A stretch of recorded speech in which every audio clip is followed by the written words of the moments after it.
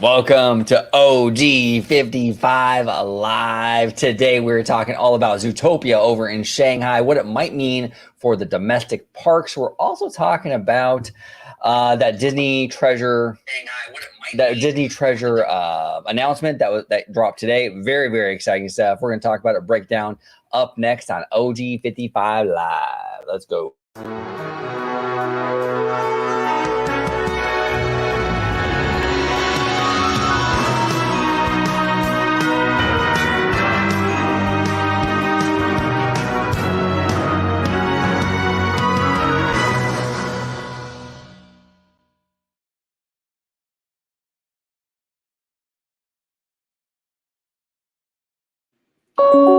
Welcome aboard to another episode of OG 55 Live. We got quite a few people already in the chat. We have Lord Jonathan. We got Mr. Marty Snyder in the house. We got Clicknet, Starship 824. Thank you all for joining us today. We are talking all about the Zootopia stuff.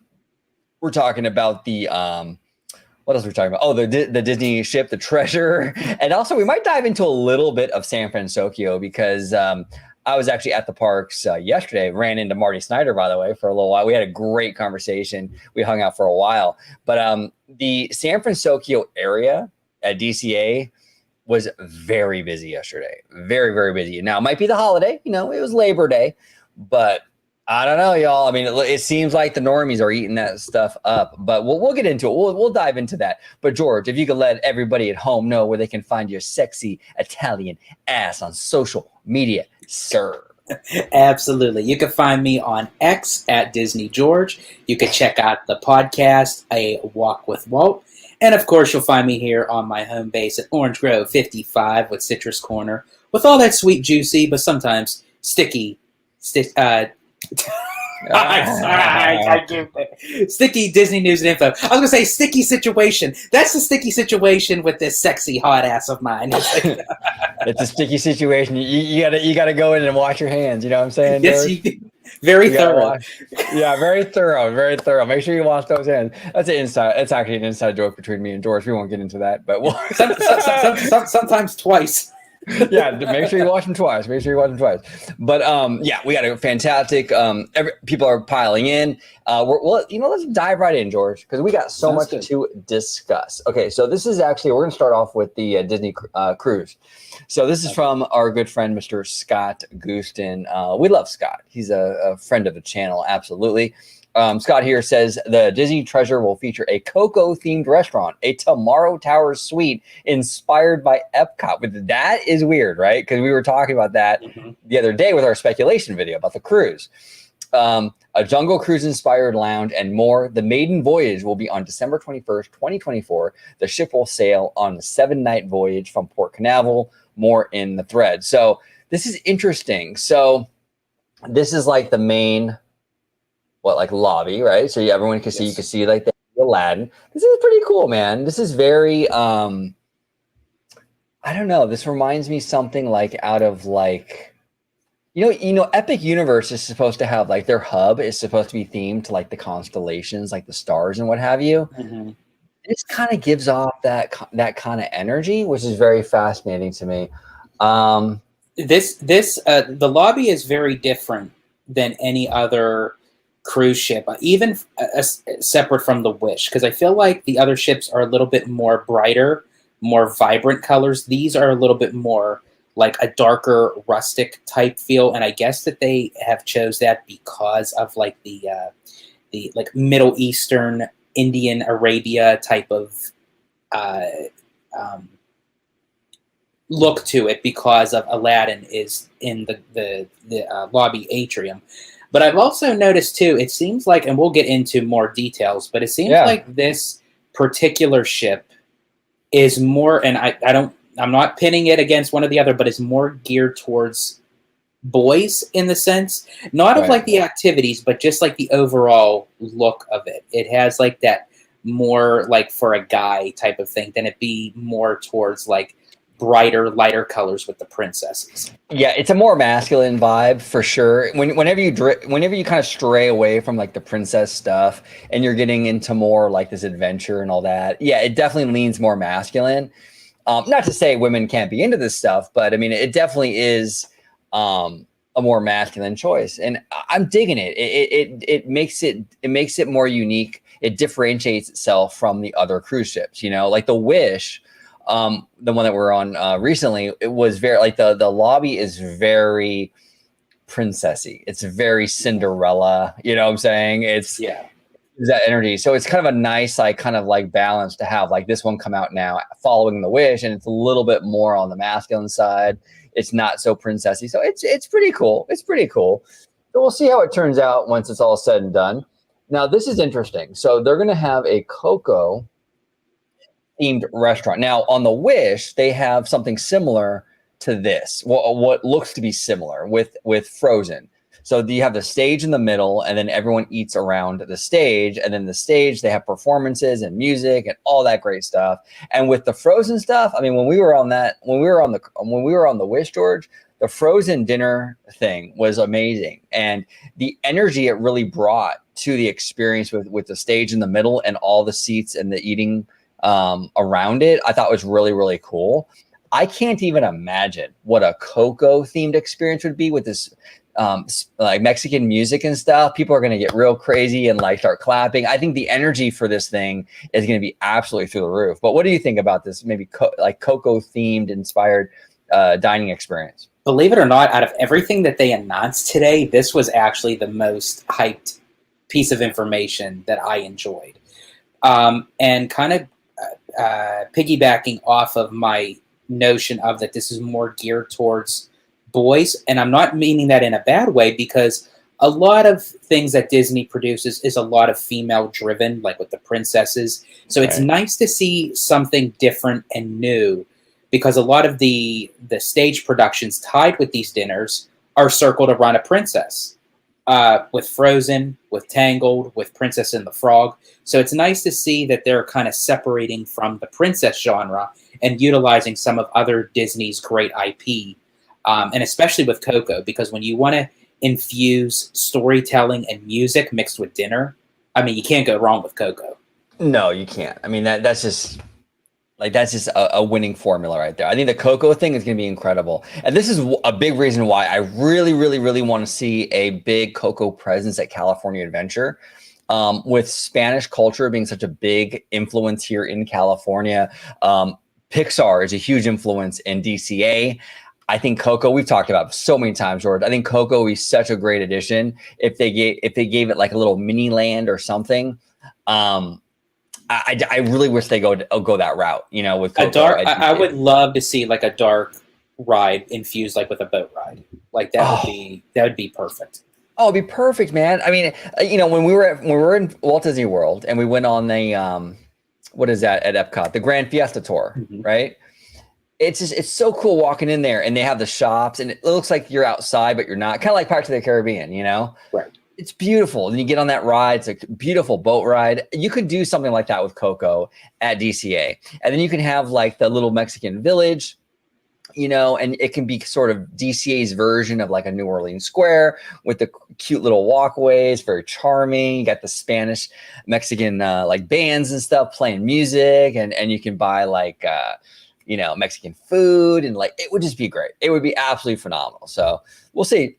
We'll absolutely see. Now, our good friend Marty here says bunk beds. Kids love bunk beds.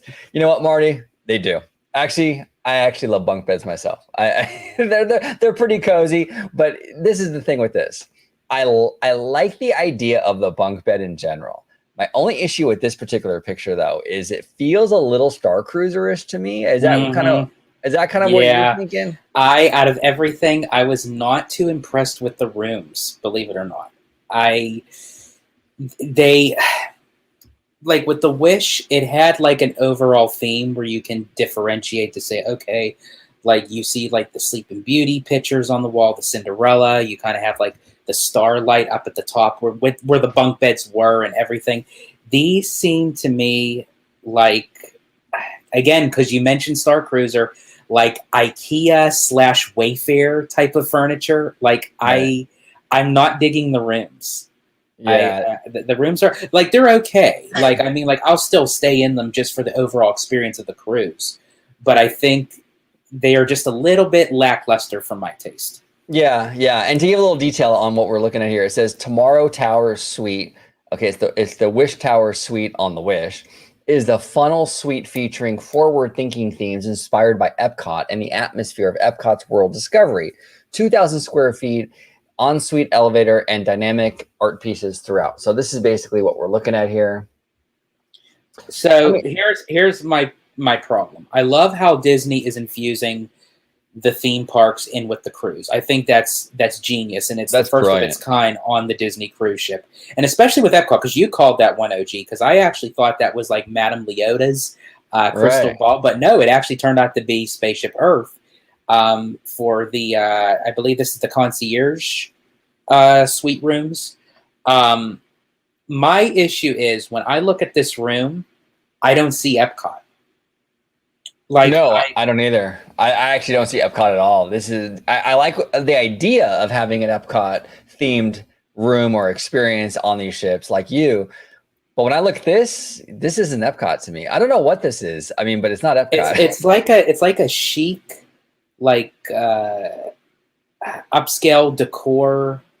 I don't know, something like I would see like on like Project Runway. To be honest with you, it's like it's very elegant, but I would have loved to have seen more infused of Epcot, like maybe showcase like some of like the older like attractions that made Epcot, like maybe like have like a little touch of the Dream Finder or Horizons or something, but like, or even Spaceship Earth, because that, I mean, there may be something more within it, but I mean, the overall gesture of this, it doesn't scream Epcot to me.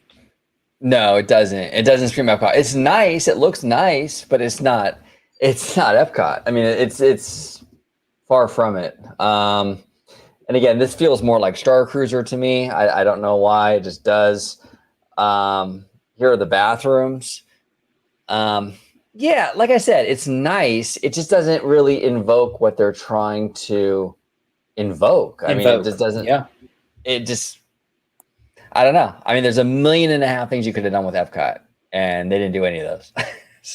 And that's even kind of like even the other rooms, like the 2-story suites, I think that are about like for like the Jungle Book and all that. Like you could see some of like the jungle elements to it, but it's not like, I don't know. Like I feel a little bit disappointed with the rooms. Yeah, it's lackluster for sure.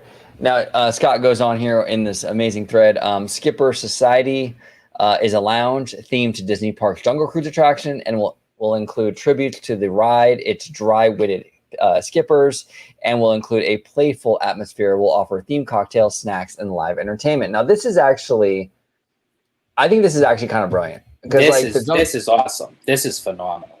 Yeah, this is really cool. Like, because this is basically a Jungle Cruise bar is essentially what this is. And I mean, how do you go wrong with that, right? That's money in the bank right there. I think this is absolutely brilliant. They're going to make a metric ton of money in this lounge. Okay, this is going to be out of control. And then they're going to have like kind of like, I would assume the cast members serving you and stuff will have like that witty like Jungle Cruise kind of humor. Mm-hmm. It'll be fun. This is a brilliant idea, and I think it's going to be executed very well. It will work well because unfortunately you didn't get to experience it yet at Walt Disney World, but definitely we'll make it our business to do it when we go the next time. Is the Skipper Canteen in Adventureland. This strikes me as that same type of notion, but rather it be like a full-on restaurant. It's just a bar and lounge, but I feel like the wait staff are going to have like those corny Skipper jokes and like, and that works well in a bar, you know, because you're already a little bit tipsy, so you're already kind of spewing out the Skipper corny lines and what have you. So, and I just this overall theme, I love how this is what I would love to have seen in the staterooms, like more of this kind of stuff. Yeah, this is fantastic, absolutely fantastic. So we got this Jungle Cruise thing.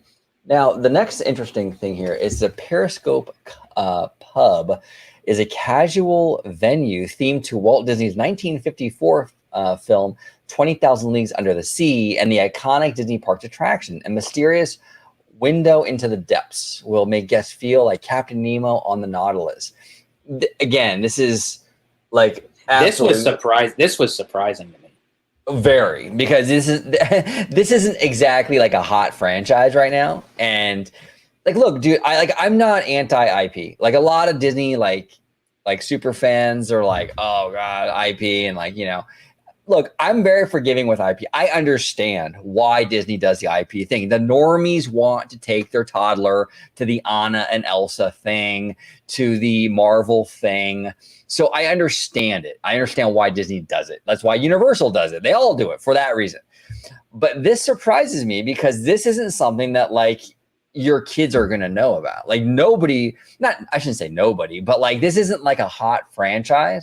And for Disney to sort of go all in with it, well, like with the lounge and what have you, it's pretty surprising. Now, I do remember there was a rumor, I think it might have actually have been official, that they were working on a Nemo series on Disney Plus. Mm-hmm. It was official. I was actually having that conversation with someone on Twitter, and he suggested that this was already in the works while the series was in production, but being that it was already canceled by the time that this was already fleshed out, they kind of had to just kind of stick with it. Okay. But also, too, this works in the favor of it being a pub because the younger generation isn't really going to know 20,000 Leagues Under the Sea. But the older generation will. So it works well with a pub because you're going to have all these grown adults going into this place. So it's something that they can relate to. Yeah, absolutely. Absolutely. I mean, this looks really cool. There was a restaurant in Century City. Okay, now I'm gonna like this is something like if you're an LA person and you've been living in LA for a very, very long time, there was a restaurant. It was in Century City, owned by Jeffrey Katzenberg and Steven Spielberg, called The Dive, and it was a themed restaurant to a submarine. So you would get in the restaurant, and they would have like the portholes, like the submarine voyage at Disneyland, basically. And then every half an hour or so, the bubbles would go up in the windows and the lights would go crazy. And it would look like you're diving. Okay, it was really, really, really cool. The Century City Mall, amazing, and it closed down years ago. But that's what this reminds me of. It's that same kind of like submarine style restaurant. This is obviously a little more Jules Verne than that dive restaurant was, but I love it just the same. I think this is a brilliant concept, and I think this will be a lot of fun. So we'll see. We'll see how it all pans out. Now, George, the Aqua Mouse. Now, we didn't get to ride this or a version of it on the Wish, but the Aqua Mouse is coming to the Treasure. Curse of the Golden Egg plunges guests into an animated world of Mickey Mouse. The new Aqua Mouse story follows Mickey Mouse and Minnie Mouse on an adventure into the ancient temple for a glimpse of the legendary treasure within. What are your thoughts, brother? So this was the part of the map where it was showing the pyramid with Donald and what have you. Right. So what I found out, because I also watched the press release for the treasure where a lot of the social media content vloggers and everything were asking the Imagineers and everything questions about the ship after everything was released. So it turns out, because since we didn't get to go on the Aqua Mouse yet, that there are different variations when you ride this, that it rotates. So you get a different storyline each time. Oh, okay. So this is a brand new storyline that is being added to the Aqua Mouse. Not even just on the Treasure, but also on the Wish as well. So there's 3 different variations of the Aqua Mouse altogether. Okay, that's interesting. That's very, very interesting. This looks pretty cool, actually. I mean, like, it's pretty well themed inside. I mean, obviously there's limitations because it's on a cruise ship, but like this tunnel, I mean, it's pretty well done. It doesn't look, sometimes like this cruise line stuff, like, you could tell it's a cruise line. But this looks like, okay, this is a pretty well-themed kind of tunnel. It looks kind of cool. I guess they're going to show like clips from like this like cartoon with the Egyptian Donald. I don't know. I kind of dig it. I agree with Marty Snyder. He said that looks pretty cool. I think it looks pretty dope, dude. We'll see if it's a good attraction or not. There it is right there. As the slide itself, now I've been on the Aqua Duck. On the Dream, and I just love that type of water flume raft ride on the cruise ship itself. So to add a little bit more to it with a storyline that incorporates the Disney characters with Mickey and Minnie and everything, I think it just adds an extra little touch. Yeah, absolutely. Okay, so we go on to our next thing, which is Jumbo's Sweets is themed to a popular ice cream parlor, Jumbo's Cafe, as seen in Disney's Zootopia, which Zootopia is all the rage today on Oh, it's everywhere. You think people would have been talking more about the treasure? No, they were talking about Zootopia, which we'll get into that in a little bit. Exactly. We'll get into Zootopia, but it's been everybody talking about this thing. But it says here it'll feature 20 flavors of gelato, 16 flavors of ice cream, and sorbets, especially treats, candies, and more. So it's pretty cool. I mean, it's a Zootopia themed ice cream parlor. I'm sure it'll do very well.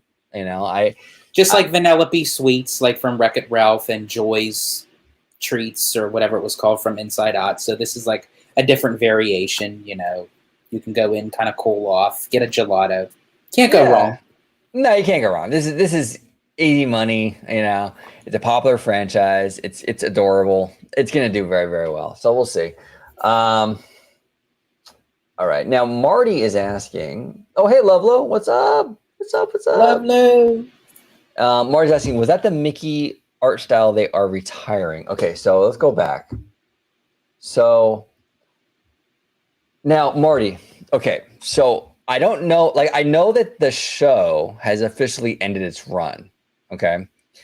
But I don't know that they're retiring necessarily the art style. So if you can elaborate on that, because I know the show is actually ending, but I think this is like the Mickey style now. Is the show retiring? I thought they picked it up for another season. Did they? Okay, well maybe because I remember it was the Mickey Mouse shorts, and then they renamed it to like the Wonderful World of Mickey Mouse. Yeah. So maybe the Wonderful World of Mickey Mouse is ending, but like the shorts are still going to go on under a different banner. Maybe, I don't know. It's possible. Anyone who knows in the comments, write it in there, because I thought they were renewing, but then I also heard that they're actually bringing back Mickey Mouse Clubhouse for Disney Junior, which I actually thought that was kind of interesting too. So, that's interesting. Okay, here's the thing, and I'm going to sound like such an asshole for railing against a kids show, but I'm sounding such a dick right now. But the Mickey Mouse Clubhouse, look, I have my issues with the new Mickey Mouse cartoons. I do. The Paul Rudd stuff is very stylized. I understand it. For the most part, it's cool. Some of the stuff feels a little Ren and Stimpy, but I appreciate the show for kind of like trying something really different and bold, right? And I think for the most part, that show is pretty aesthetically pleasing for the most part. The Mickey Mouse Clubhouse, though, looks like really, really cheap CGI. It looks like something from like Windows 98. Like, it just looks so bad. Like, I wish they would like just do hand drawn or something. Like, what is going on with that show? Like, it looks terrible. Yeah, it was. I was never a fan of that kind of animation, like of how they did the characters. Because if you were to watch Mickey's Twice Upon a Christmas. Yeah. You ever see Mickey's Twice Upon a Christmas? Yeah. That CGI looked even better than what they did with Mickey Mouse Clubhouse, because at least that CGI was a little bit more realistic. Right. Exactly. Marty continues, I heard the shorts were ending. I thought the style was too. See, yeah, I'm not really sure, Marty, because I heard the shorts were ending, but I don't know if it was just the iteration of like the Wonderful World of Mickey Mouse, which is the new iteration of the animation style. When did that start, George? Like a year ago or something, or 2 years ago? It started right after, I believe, when Russi Taylor, I believe, passed. Okay. Because they had to change up everything, where they still had like some of her voice recordings that they were utilizing. So they were in the transition of that, because she did the voice of Minnie Mouse. And so I believe it might have been, I'd say like a year and a half, like around the time after the fact she passed. California Dreamin'. I prefer the animation style from the previous generation over this style they used in Runaway Railway. All Yeah, well, I prefer the animation style from the previous generation over this style. Oh, I see. Yeah, I think 90s animation was like peak animation. Like I just like if you look at like something like a Runaway Brain, that's like so good. Like that's perfect Mickey. It's like crisp. Yeah, it feels like Mickey, but it's new, it's fresh. It's not overly stylized. It's like in line with what you expect. The voices, all that. I mean, it's just flawless. So I agree with you, California. Like look, it's weird with the new shorts. Like some of it is very, very cool. They have a lot of Easter eggs for like the nerds like us. Some of it is very well done. The writing on it is very well done. Sometimes though, that animation on those new cartoons, like it gets really weird. Like when they zoom in on the characters' faces and you can see like all the cracks and crevices. Like this is like, it feels like Ren and Stimpy. It doesn't feel like Mickey and the gang, you know? Like I feel like that animation style works for a show like Ren and Stimpy, but when you're dealing with this subject matter, like Mickey Mouse and Minnie and Donald, it just feels off to me, you know? I don't know. Now, thankfully for Runaway Railway, they don't get into that. It's just the cutesy, you know, stuff. So that's fine. I'm cool with that, but yeah, for the most part, the animation is really weird. Okay, so it says here the Grand Hall is themed to the Gilded Palace and Wonder of Agrabah.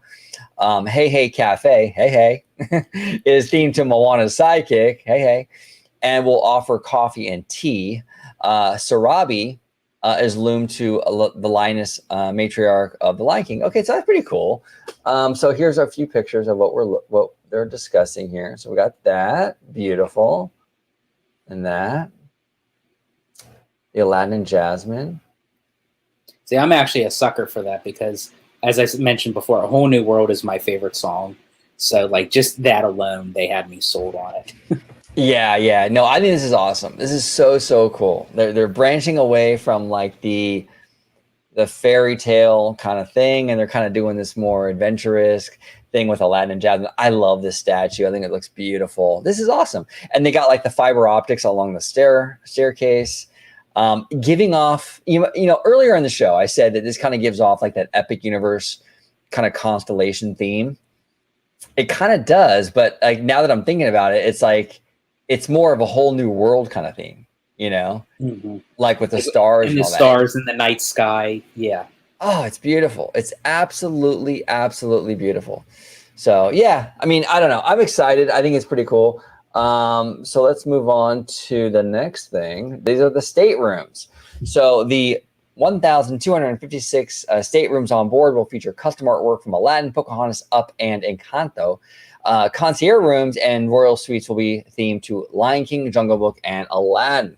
So these are the staterooms. I mean, very nice. I mean, look, you can't knock the cruises. They come through with the quality. Whether you like the design, the architecture, whatever, or not, that's subjective, but the quality seems to be there, you know? See, here's my thing, and I'm probably going to get my ass chewed out for this, but here we go. So I'm going to go balls to the wall. I actually like the basic staterooms more than the concierge level rooms. Like, it seems like they're just a little bit too upscale for me in that sense. That's fair. Which I like, because it's like so chic. I'm afraid to touch anything. Like, right, it's right. like, am I gonna like break something? Am I gonna, you know? And it's like, but I like the typical staterooms where, again, like I was mentioning, like on the Wish, they have like the pictures of like Sleeping Beauty and Cinderella and what have you. And I like how they have that with Encanto and the Lion King and Aladdin. Yeah, it's interesting. They're going for a different kind of energy with this one, you know. Again, it all looks very, very nice. It's just it's a very different direction than a lot of the other cruises. Now it says here Disney Cruise Line favorites on the Treasure, Beauty and the Beast, and Disney Sees the Adventure. Restaurants, World of Marvel, which is crazy. We'll come back to that in a second. 1923, The Rose, Palo, and Enchante. I'm sorry. And kids will have Oceaneer Club, Edge Vibe, and It's a Small World Nursery. Now, the thing that's interesting about the Worlds of Marvel, when we went on the Wish, like we were both taken aback. We mentioned this many times. We were both taken aback on how popular that was with the normies. Like they love that shit so much. It was just like you wouldn't believe it with Spider-Man stuff. It was just crazy. So the fact that they're incorporating another Marvel restaurant, or actually two of them, in this ship shows you, okay, what we saw, George, with that popularity was not anecdotal. They're seeing that as well on their end. They're seeing the popularity. Right. So I have to clarify, because on the video, they didn't really specify it, so it made it sound like there was two separate restaurants. So when I watched the press release, it's still just going to be the one restaurant, but they're going to rotate storylines in this. So it's going to be two separate type of adventures within one restaurant, which is still different of its kind. So right. that's going to be very interesting. Now, our friend Mindy is actually in the chat, and she says here, dark, dank, and dungeon equals the treasure. So she's not a huge fan from that comment, at least. She doesn't seem to be a huge fan of the aesthetics. It's very kind of dark and kind of dank for her. I don't know. What do you think, George? Dark and dank? A little. Yeah, I was actually talking with her earlier, and we were discussing it, and eventually she's actually on her way to Disneyland right now. I'm so jealous, but I hope she has a great time. I wish I could be out there with her. But when she comes back, I'm going to have her on a Citrus Corner so she can like verbally, discuss her thoughts, because she's a cruise aficionado, so to speak. We do a lot of Disney cruises. And she was saying that the color scheme and everything she felt like was a little bit more on the darker side, which not to the fact of using dark colors, but it just felt like tied with the lighting, it just felt like it was just too dark for her. But yeah, so probably like she'll get more into depth like when she discusses it in her own words. But as far as like the worlds of Marvel, it is not surprising that they're adding it on to the treasure as well. My only thing just overall with the restaurants, because again, I found out during the press release that they're adding 1923. Yeah. That was a little bit underwhelming. I would rather prefer just 1923 be on the Wish and just let that be a staple for that ship. But I get it that they use a lot of different, they have like the Animator's Palette, on the ship, and Enchanted Garden. But for 1923, I would have just had that kind of like a one type of restaurant that's just fit for the Wish, sort of like how Tiana's is on the Wonder. Right. Yeah, I mean, that's interesting that they're replicating that one, right? Because 1923, we were at 1901 over at DCA yesterday, and it feels almost like the same thing, almost like it's kind of like the same thing in a lot of ways, which is that's not bad. I love 1901, and I really love 1923. But you're right. Do we need another one? You couldn't come up with another. Like, I would love them to kind of go do the Walt Disney thing, but maybe go in a different direction for us, right?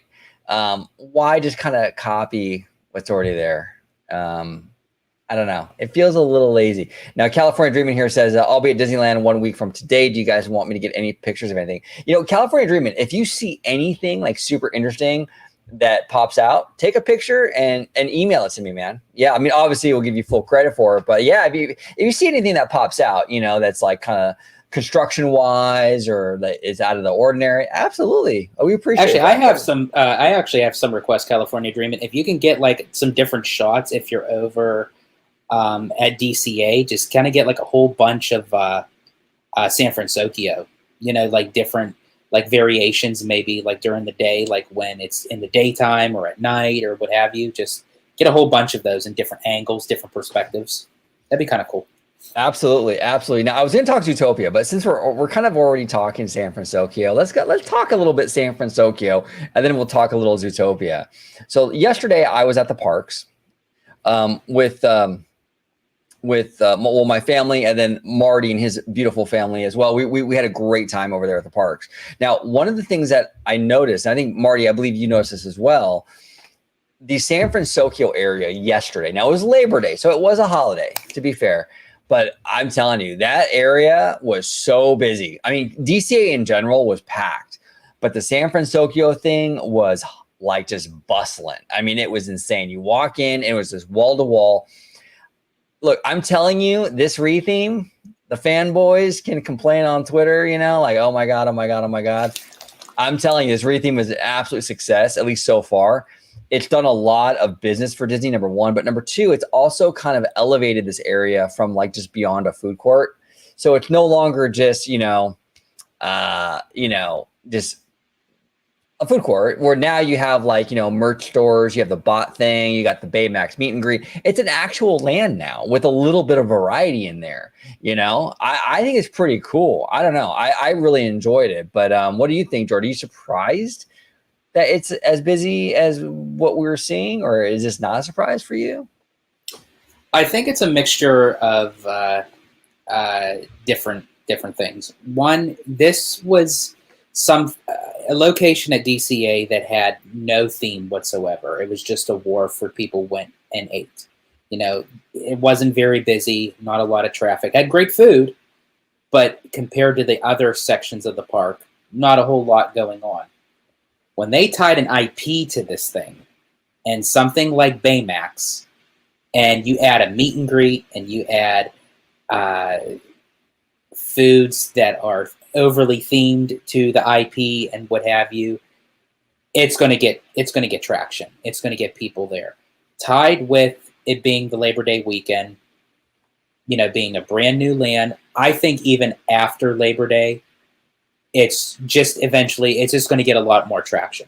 It really is. It's a big, wide open spot with a meet and greet where there's a lot of sit-down tables for people to relax or dine or what have you. And quite frankly, you and I had touched upon this a couple times over the phone, that eventually they may add like a C or D attraction in there, maybe like a Baymax type of happy ride sort of thing, just for like the little kiddos or something, just to kind of infuse it in more, just to get people there. I don't know where exactly they would put that, but I'm not one of those Disney people where it's like, there's no room, they can't do anything sort of thing. They could do anything, trust me. Yeah, if Disney wants to put something in, they're going to put something in. We've said it many times on the channel. I've heard so many stories over the years about how Disney just can't go, behind the rivers of America because there's this, that, and the other backstage. They need that, and look what happened. They ended up bulldozing all that stuff, and they built Galaxy's Edge, right? Same goes for Behind Toontown. Oh, you can't bulldoze any of that. It's all backstage stuff. They need that. Well, they bulldoze a lot of it for Mickey and Minnie Runaway Railway. So if Disney wants to put something in, they're going to do it. So I agree with you, George. If this thing proves to be a wild success with Baymax, I wouldn't be surprised if they figure a way to put an attraction in there. And it seems like as of right now that the normies are absolutely loving it. They are absolutely loving it. And honestly, based on some of the pictures that Marty sent us, because he had mentioned that the line for the meet and greet for Baymax was all the way back by Radiator Springs. I mean, like, that is like insane. And to me, based on those pictures, it seems like San Francisco right now is getting more traction than Avengers Campus. Yeah, I would say so. I mean, Avengers Campus is pretty busy too. I mean, to be honest, to be fair, I mean, that land has always been very busy. But yeah, I mean, this Baymax area, I'm telling you, man, I'm actually surprised at how much traction it's getting, because it was like it's a moderate retheme, but it's Baymax, man. And then you have all this stuff like Marty here says, food is upgraded. Absolutely. The food is absolutely upgraded. A lot of really cool Asian inspired food mixed in with that IP. It's a recipe for success. It says here Baymax is popular. I wish they spent the money in Hollywood, but they got what they wanted with this. Is exactly what they wanted. Yeah, exactly. I wish they would have too, Marty. I wish they would have spent the money in Hollywood. I think Hollywood though is a bigger check. You know what I'm saying? Like that, you got to spend a lot of money in Hollywood, and this was a moderate kind of project. So yeah, I don't think the two is like this or that. I think that what they spent on San Francisco wouldn't have gone very far in Hollywoodland, So, and I don't even know if they know what they want to do with Hollywoodland, because Hollywoodland really kind of hinges on the Eastern Gateway thing. Well, that's a little bit of my rumor once we get into the Zootopia thing, because yeah. But really quick, I just want to segue back to the Disney Treasure really quick. Sure. I just had a couple things I just wanted to mention. I was very disappointed with the notion of them bringing Beauty and the Beast as one of the shows on the Treasure. Not saying it's a bad show. I have seen that show on the Dream. It's a phenomenal show. But again, I'm good with it on the Dream. And I get it that they want to try to maneuver, and they like to change shows and switch them up back and forth. But starting out with a brand new ship, I would have thought they would have done something different than Beauty and the Beast. Right. I also find out that they're adding it's the other show that's on the Wish. Mindy, if you know the name of it, Seize the Adventure, I think is what it's called. It was like the opening show,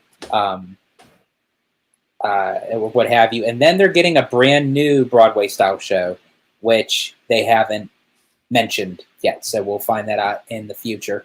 And one last thing I have to say is it was confirmed that Hyperspace Lounge is not going in the Disney Treasure. And someone from the media event asked them about it. Well, what's going to be taken in the place of it? And they said, well, we can't give all the secrets out now. You know, they have to wait. I am doubling down because they said there is room for a lounge type thing, but it's not going to be Hyperspace Mountain. I am doubling down, and I will literally shit a brick if it's not. Literally, I will shit a brick. that it's going to be themed to the Haunted Mansion. That would be a moneymaker. Absolute moneymaker. I'm telling you, when we were on the Wish, the Hyperspace Lounge never had more than 2 or 3 people in it at a time. Yeah. It was always dead. You know, it's a cool looking bar. I mean, for sure, but it just... But Haunted Mansion? Oh, that's going to be... Dude, the line will be like just out of control. Out of control. So that's going to be a huge one for them. Absolutely. So I just had to just touch on those last few points of the Disney Treasure. Overall, I'm excited about it. You know, I'm curious to see how it turns out. It's another ship in the fleet. You know, I'm a huge Disney Cruise Line fan. I always will be. And just glad to see that they're expanding. Yeah, no, 100%, 100%. Marty Snyder here continues. Hollywood just feels broke while Pacific Wharf didn't. Oh, well, let me finish his comment, but he makes a great point there. He goes, but yes, we need a break. We need to break out the checkbook for Hollywood because it's so broken. Yeah, no, I agree with you, Marty. Like, I mean, if I were to look at DCA, right, like pre-San Francisco, I'm looking at it and going, what needs work? Like, Pacific Wharf isn't even on my radar. Like, it's not even on my, it's like a Grizzly Peak almost, right? It's like one of the few areas of like DCA 1.0 that actually kind of worked and kind of did it. It was a good area, well-themed area. I didn't think it needed it. But I do think the idea they came up with this whole Baymax thing, I think was smart. And I think it's actually paying off for them quite a bit. So we'll see. But yeah, Hollywood needs it, absolutely. But let's see what pans out with that. Because it could be Marvel. Maybe they'll do Marvel.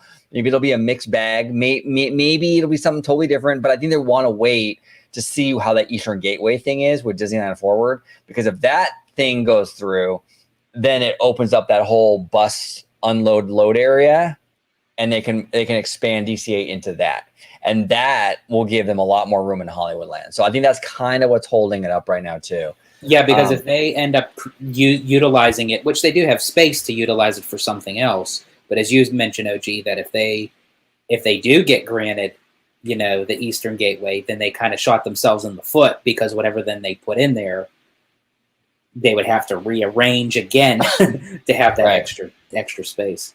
Yeah, 100%. Kiki and Luca here with a $5 super chat. Thank you so much, Kiki and Luca. We do appreciate you as always. Says here, have you guys seen the tight bodysuits women are wearing at the parks? It's weird, especially when they have beer bellies. Oh my God, what do you guys think? You know, okay, here's the thing. This is George. Let me just tell you something right now. This is a slippery slope here. Okay, this is like we can. This is some risky stuff to talk about. But look, this goes for men and women. Okay, I'm just be like completely honest. If you don't have Okay, look, if you're how can I say this nicely? Here, okay. let me see if I can. That and here's the thing: I'm not, we're not fat shaming anybody, No. I'm not a real skinny guy, So it's like, but you're not going to see me walking around in a hammock type of thing, It's like it's not going to work out. No. There's certain body types that fit certain types of clothing. Right. And I feel like, there's certain things that you shouldn't wear that could be unveiling to other people, especially in a theme park setting, Yeah. So it's like, yeah, it's just not appropriate. And and even aside from just being inappropriate, it's just, you just gotta have a little self-awareness, y'all. You know what I'm saying? Like, look, if you're if you're Megan Fox, you can rock anything. Okay, you're gonna look great in it. Okay, you go, girl. But like, if you're not, it's tough. It's tough. And like, look, if I was a really overweight dude, like I'm like 350 or whatever, I'm not gonna do that. Like, I'm not gonna go to the parks and wear like spandex. It's like, you just don't do that. And I don't understand people. Now mind you, folks, people. He said if he was 350 pounds, which clearly he's not. This guy over here, he can hula hoop through Cheerios. Right, so it's like, yeah, no, I'm not 350. So being that he isn't, that means he would go to the park in spandex. Yes, exactly. I would absolutely right now go in spandex. No, but I think that there's a judgment call like the individual has to make, and like your body, and you know what I'm saying? And there's limitations. And even if you're Megan Fox, you still got to be, if you're going to Disney, you still got to be respectful. You know what I'm saying? You can't be rocking anything too revealing. So, yeah, I don't know, Kiki and Luca. I mean, I haven't really been seeing what you're talking about, or at least I haven't really noticed it. But, wow, it's a thing, I tell you. But I have to say, before we move on, Kiki and Luca, I just have to say, because you guys were part of our last live show, some of the questions that you guys come up with are just absolutely genius. So it's like, they're brilliant. I'm telling you, Kiki, they're fantastic. Just keep them coming, and you don't have to send a super chat again. Even if you just comment regular in the comment section, whatever's on your mind, because I love what they ask. The last live show, they asked if, like, what do you do if someone farts in line? That's brilliant. It's like freaking brilliant. I just love it. I absolutely love it.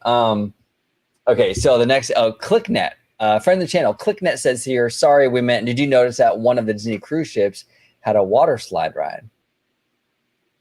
I think they all do, right? Or not all of them, but a lot of them do, right? The Dream and the Fantasy have the Aqua Duck. The Treasure and the Wish have the Aqua Mouse. The Magic has the Aqua Dunk, which is a water slide. It's like where you stand and it drops you. Right. To slide into the pool. And the Wonder actually has, I think, just basic water slides. They don't have like a specialty type of water slide. Okay. Yeah, interesting. Yeah, a bunch of them have different variations of that, so it's pretty cool. Now, Sam Chat here says, what do you think are the chances of the Eastern Gateway project being reinstated? I think the chances are very high. I think the chances are very high because Disney's taking a different approach this time around.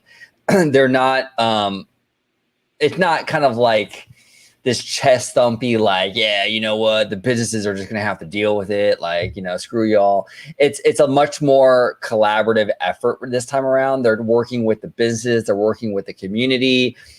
They have these like pop-up kind of events where they teach people of the community of like what they want to do with Disneyland Forward. I think it's all but done, to be honest. I mean, I really do.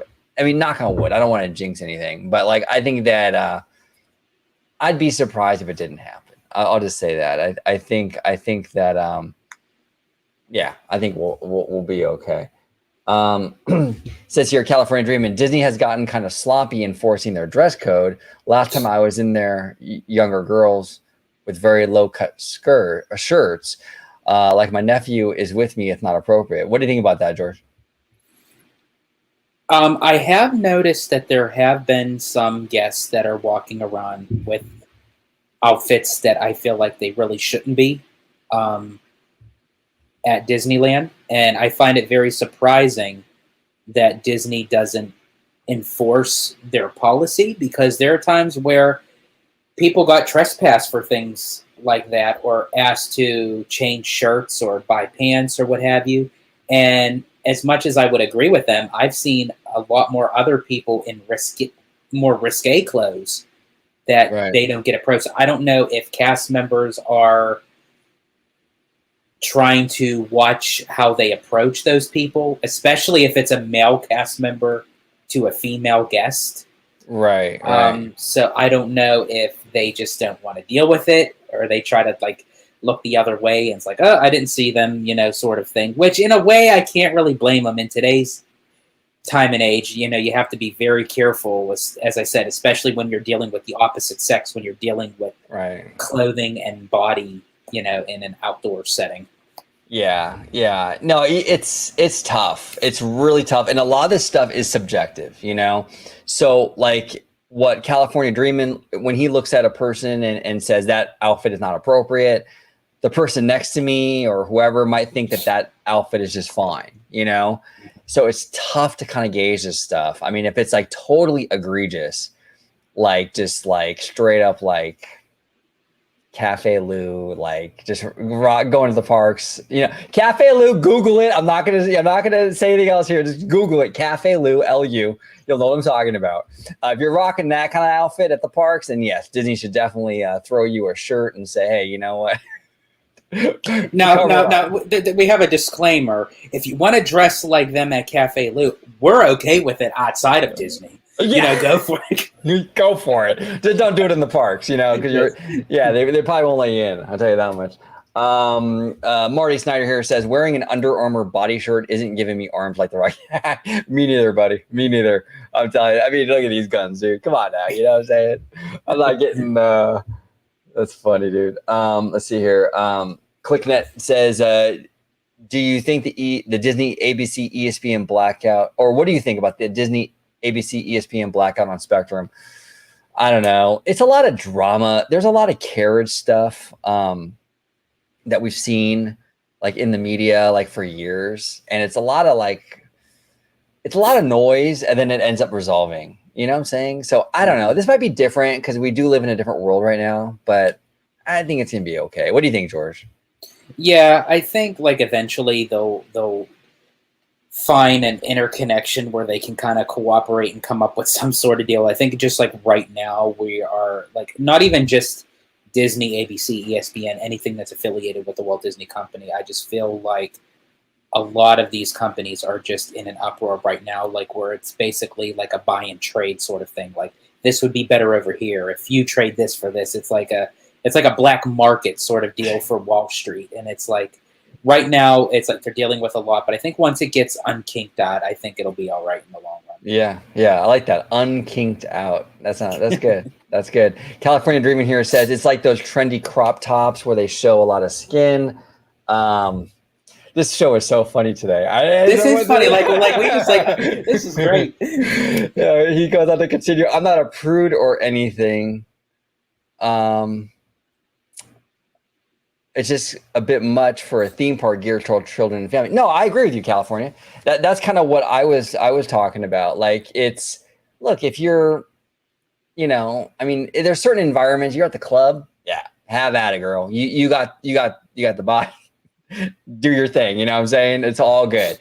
But if you're at a park with a lot of families, it's like, I don't know. It could be seen as, I can see what you're saying, California. I can see what you're saying. So I don't know. It just, you just have to like kind of like use your judgment, It's like whether you have a great body, whether you're like overweight and you're wearing the spandex, whatever it is, but you got to be self-aware. You got to know what you're doing. And it's like, if you're going to Disneyland, that shouldn't even cross your mind to want to even wear stuff like that. It's like Disneyland, you're going there to have a good time, ride some rides, eat some food, see the sights, maybe hang out with family or friends. You're not, going there to I won't even finish that sentence. Yeah, exactly. He goes on to say, I mean, how can they cover just like a rabbit but not enforce the dress code? Hey, look, dude. I mean, that's a fair point. And then our friend Marty here says, all right, just Googled, and yes, I'm getting a drink in Santa Ana. So, yeah, I'm telling you, Marty, it's a great place. Great smoothies. Absolutely great smoothies. Wait. Are we talking about the drinks? Yeah, right. Yeah. No, we're talking. Yeah, we're talking drinks. We're talking drinks. Yeah, okay. drinks. Cool. Absolutely. Okay. Absolutely. All right. So let's go ahead and move on to our next topic, which is Shanghai Disney Resort. Now, this is going to be. We're gonna kind of go over with you all like the what they're showing us for Shanghai, and we're gonna kind of tie this into Animal Kingdom. I think this is a fascinating conversation because when I went to Walt Disney World for the first time, it kind of changed my perspective of Zootopia coming to that park. So let's go ahead and dive in here. It says here, Shanghai Disney Resort revealed a new look at the world's first Zootopia themed land, including a brand new look at the main land's attraction, Zootopia Hot Pursuit, all set to open later this year. So this is some artwork. I mean, it looks really dope, dude. It really does. I have nothing against the concept of what this is going to look. My only thing is I'm just trying to really, and I get it, compared to what's already in Dino Land with Chester and Hester's Dino-Rama, this, nothing can be more worse than that. Like, obviously, anything would be better than that right now. I'm just envisioning this at Shanghai, and I'm just trying to pinpoint the architecture, the color style, the scheme of the land, and really trying to set that in Animal Kingdom. And I can't see it. I could see it at DCA. I could see it at Hollywood Studios. I just can't picture this in Animal Kingdom.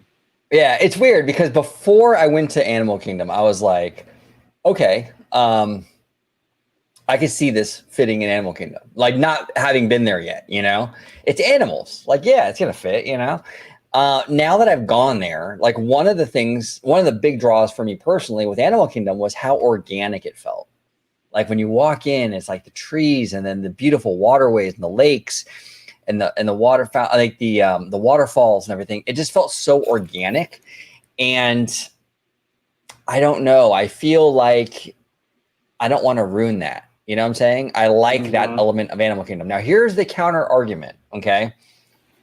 If they were to build this, it's likely going to replace Dino Land, which is not an organic, beautiful area already.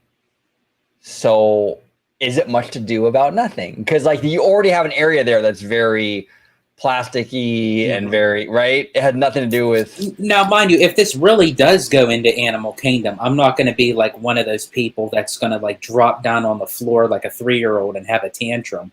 I'd be like, okay, cool. Like, let's see how this works out.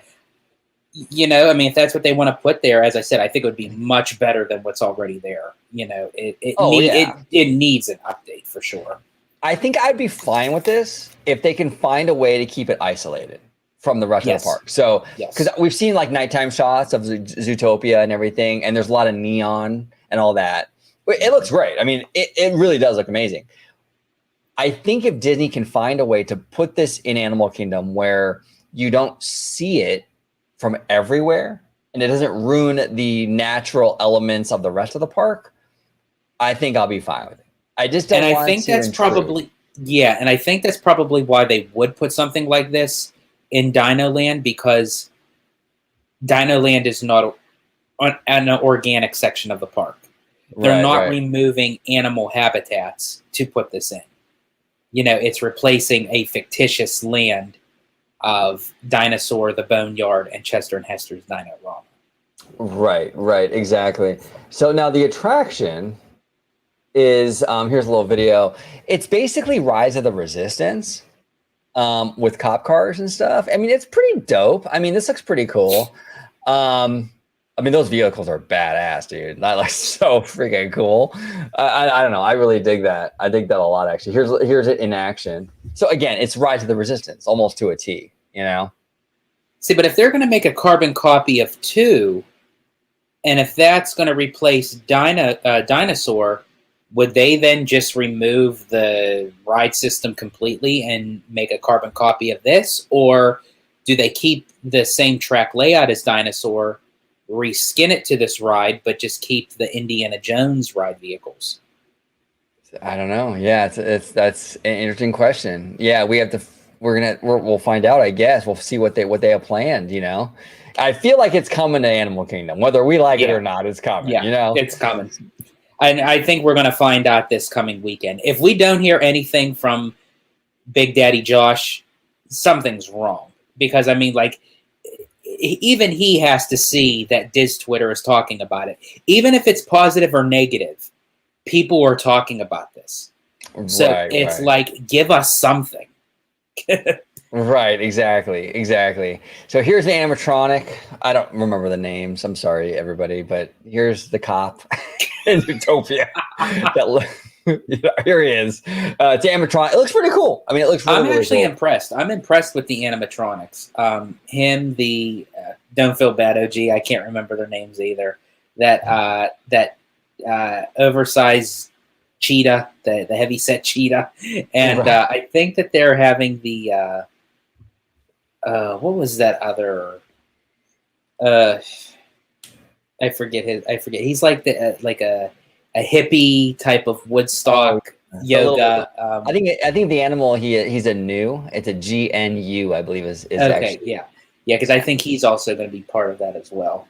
Yeah. See, I mean, the land looks really cool, and it's very, very animal themed. Now, here's the thing, and now we're getting into some controversial territory, because I think Joe Rohde said, like, the main issue with this going into Animal Kingdom, right, is that they're animals, yes, but they're like anamorphic or whatever you call it. They act like it's a reflection of like human society, though. So that's why Joe Rohde, when Joe Rohde talks, you listen, especially when it comes to Animal Kingdom. So whether you agree with Rohde or you disagree with Rohde, you have to at least hear him out and respect what he says. This guy, he is the father of this park. You know what I'm saying? So his point is like, yeah, they're animals, but they act like human beings. So that's why they don't fit into Animal Kingdom. Now, he makes a good point. But the thing is, too, is that I feel, though, while he's right, yes, he's right. They act like human beings, but they lean into their animal attributes. And so it's not like Mickey or Minnie, who are like literally like Mickey and Minnie have no characteristics of a mouse, like personality characteristics at all. Like they're not like fiending for cheese, you know, or whatever. It's like they're just basically like it's Mickey and Minnie. They're not like they don't have mousy like attributes. You know what I'm saying? Neither does Goofy. Like he's not like doesn't act like a dog. You know what I'm saying? But with these characters, they lean into the animal that they are. And then you see like the prints of the animals all over the buildings and stuff. So it's a little different. It's not totally like, I get Rhodey's point. It's not completely though, like a situation like Mickey and Minnie and what have you. But what do you think, George? Yeah, if you really think of like the overall schematics of the characters, like when you mentioned Mickey and Minnie, if you really think about it, as you had mentioned, they're mice. But yet, their size compared with Goofy and Pluto and Donald, you essentially have a mouse, a duck, and a dog that are all the same size. But it fits. Right. And then you have two dogs, where one is like an actual dog, which is Pluto, and then you have Goofy, who wears clothes and walks around and talks.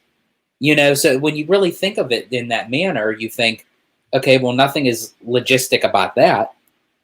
So they still work in the parks, you know, and no one really thinks about it. So I think like with Zootopia, you know, even though that they wear clothes and they're talking and, you know, I think you're right. They still have their wild animal attributes within them, even though that they have personality. Right. You know? Yeah, exactly. 100%. Yeah, and this is a little the animatronic in action. I mean, it looks really cool, you guys. I mean, I gotta say, I mean, it's totally. And honestly, if we get this at Animal Kingdom, and it would just be an excuse for us to get more audio animatronics, I welcome it, because I'm so sick and tired of just seeing screens. I would love to see more audio animatronics again. Right. Yeah. No. 100%. Yeah. This is a quality addition to this park. The land looks great. The attraction looks great. I mean, I don't really have any complaints about this at all. Most of the complaining I see on Twitter is mostly about the possibility of it coming to Animal Kingdom, which is a hypothetical. Right, and here's the thing. And me, it's not really a complaint on my end. I'm just more skeptic. I'm more like curious, like how are they going to? But as I said, I'm not going to be like all gung ho of saying, oh my God, it's going to be sacrilege if they put this into Animal Kingdom. But I do agree with you. I think if they kind of separate it and it's out of the eye spectrum when you're in the park itself until you approach that land, then I feel like it could work. Yeah, yeah. And now you had an idea. When we were at Walt Disney World, we were talking a lot about this stuff. And I was amazed that Animal Kingdom had a train. I had no idea that was even a thing. And the train is like a cross between the Disneyland Railroad and like a Jungle Cruise boat. I mean, it was like freaking awesome. This park is like out of control, like so good. But you had a good idea where like maybe they can put Zootopia where the Rafiki thing is, and you take the Zootopia bullet train over to that area, and that's very separate to the park itself, right? Like it's a distance. It's not like right from what I understand. Yeah, it's part of the park, but yet it's separated from. You can't walk to Rafiki's Planet Watch. The only way to and fro from that is the Wildlife Express train. Right. So maybe they could do that. Maybe that Dinoland doesn't get touched, and maybe they just do that. I mean, that would keep it separate enough. I don't know. We'll see how it works out. Look, a lot of fans were concerned about Pandora coming to Animal Kingdom. I remember hearing all the complaints on Twitter and social media about that coming to Animal Kingdom, and it worked out just fine. Now, there is a little bit of a difference, to be fair. At that time, we still had Joe Rohde, so kind of overseeing things. We'll see. We'll see how it works out. Look, I get it. But sorry. Real quick, I just want to say, go ahead. No. Sorry. Go ahead. No, real quick. This is what happens when you put two Italians together in the same room. and we're talking with our hands and the whole thing, you know. No, real quick, I just want to say too, when you have the conservation theme, which I get it.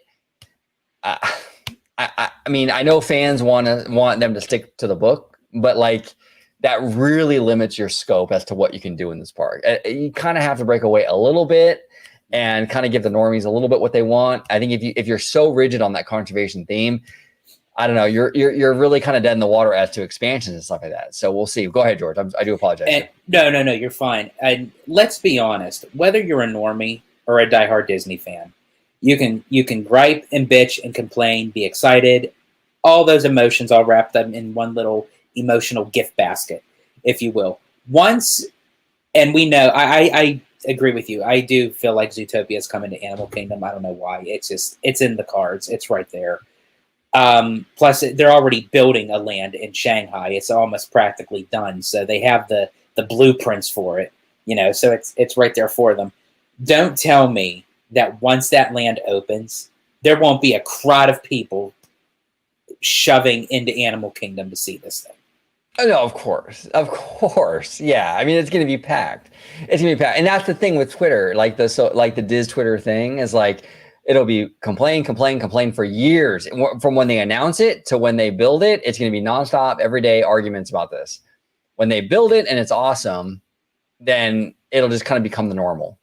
Yeah. Just like Pandora, just like Mission Breakout, just like everything else, So I get it, there's going to be a lot of online, and we're going to have to deal with it with the whole construction process. But like you said, George, once it gets built, the fans will love it. And then it'll be like everything else in the park, and it'll be fine. It'll be forgotten. But they should do. I think Disney though should respect the park though, and try, if they're going to do something like this, and try to at least isolate this from the rest of it. Whether you do it with trees, like a little berm, whatever you got to do to sort of protect the rest of the park from the intrude. Like you don't want to have. I would be very, very sad if if you can see a lot of the neon and stuff from other areas of the park. I think that would kind of destroy the atmosphere quite a bit, because that was one element of Animal Kingdom I loved, was the organic. Like when you're in Asia, you feel like you're in Asia. Like when you're in the Harambe area, you feel like you're in that area of the world. Like I told George when we were going through that area, the Harambe, I told him, I don't even feel like, I feel like we're not even in the same country. Like I feel like we're like overseas. Like this is insane, like how good it is and how immersive it is, So I think I'd be very, very careful not to destroy that kind of stuff with these new areas like Zootopia. Well, and I think where Animal Kingdom would have the leverage for that notion is if they also consider making Moana, because Moana would essentially be Chester and Hester's Dino-Rama, because that's what was part of the blueprint. Zootopia was further back of the park where Dinosaur is. Now, where the dinosaur attraction is located, there's only one way into that attraction and one way out. So essentially, you have to pass through Chester and Hester's Dino-Rama or the Boneyard on the other side to get to Dinosaur. That's what would be where you would have to enter in through Zootopia.